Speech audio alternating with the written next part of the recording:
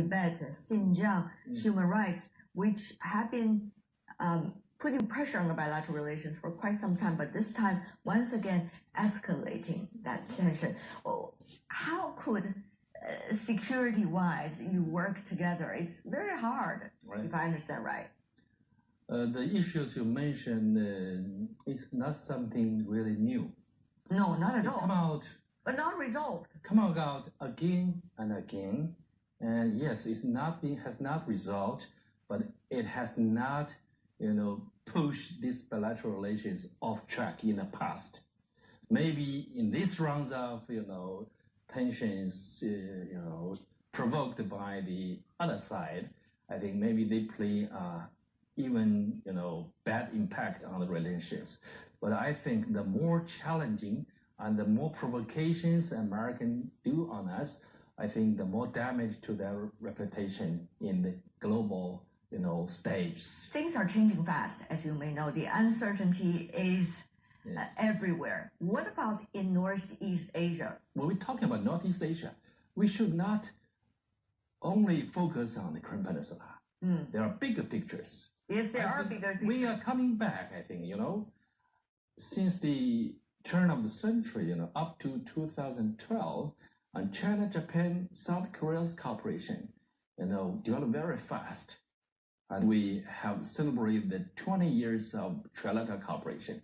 I think we have coming back on track. But, Professor, yes, indeed, there was a trilateral state leader meeting earlier in Chengdu. However, what exactly will be the lasting impact of that is still a question mark. Chinese President Xi Jinping is to visit Japan, but the two countries are still on two different visions. For example, Japan is looking at the United States as security guarantee, but looking at China more with economic engagement. So will this division of labor, quote unquote, be able to transform the earlier relationship? That's a question mark, isn't it?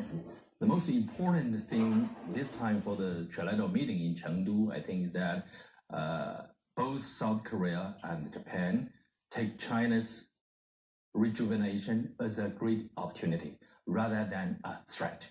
And they show the willingness, to work together either among the three members or through a kind of joint hands to develop a third party's market and work together. I think that's a very positive development. And we're also looking forward the coming state visit by our President Xi Jinping to Japan.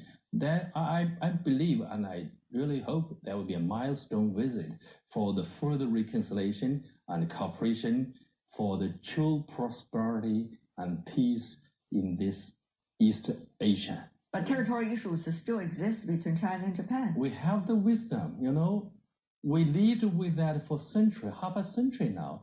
With the concept of sharing disputes, we properly, deal with that issue and avoid these small issues, prevent, bigger cooperations among members. And all we notice, we benefit from that. Right. What about South China Sea? Since you also talk about Northeast Asia, of course, the China-ASEAN relationship has a lot to do with it.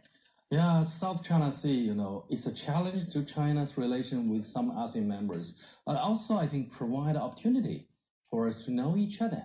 And the positive development is that ASEAN as a whole, they understand China's good willingness for a peaceful settlement with the negotiations on COC and with the strengthening of bilateral trade, social, cultural relationships. And also those different, claimants of the territory, after several rounds of tests or, kind of tensions, crisis or semi-crisis, we say, they finally find out also they understand China's good intention for a peaceful settlement. Yeah. So while somebody try to force them to choosing side, either on the side of China or so-called on China side of America, I think neither side they choose. Most of the members, they choose the side of peace and development rather than stand by with somebody to confront with others. But I think that shows to us the wisdom of the ASEAN members, also the Eastern culture. One of the things you've been doing, General Xu, is to incorporate the young generals and military personnel from all over the world and get them trained here in China to work with the Chinese side as well. I was at earlier some of your events. It was very impressive coming from 60s and 70 countries, military personnel coming together under one roof, discuss about world peace. Now, General Xu, to what extent China will make the effort to bring all of these different minds and voices together at a time when the apparent leadership of the United States has been rather retreating than succeeding? Our purpose is to invite them coming here to take advantage of the international platform. On one hand, let them have an understanding of real picture of China. Seeing is believing. But the biggest advantage and superiority of our college is that the international, exchange, because we invited all countries who have diplomatic relations with us coming to our college.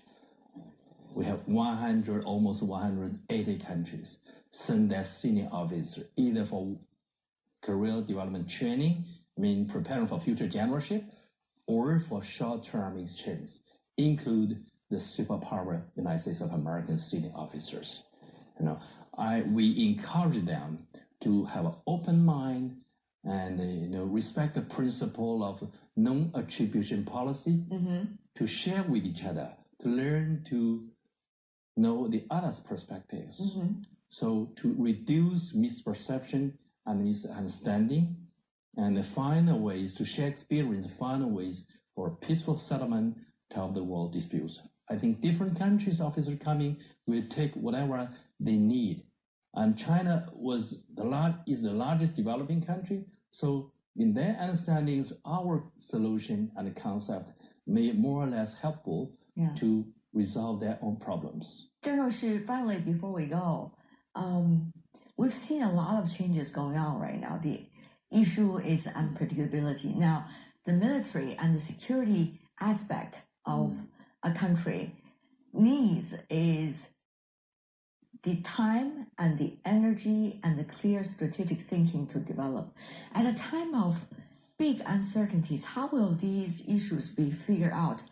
How much confidence do you have about China's process of doing it and its possible results?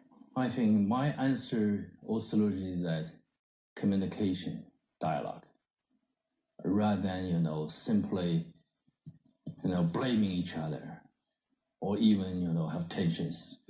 From this point of view, I do hope someday in our college or either in the American National Defense University, we can hold a kind of bilateral senior officer or general's policy dialogue. We need to talk with each other face to face, even though we are living in a digital world. But the face to face, eye to eye, look at each other's dialogue like us is irreplaceable. And I'm sure if we sit together, finally we can find out we are not necessarily to confront with each other. We have bigger room to work together for the common goods for both sides and the world.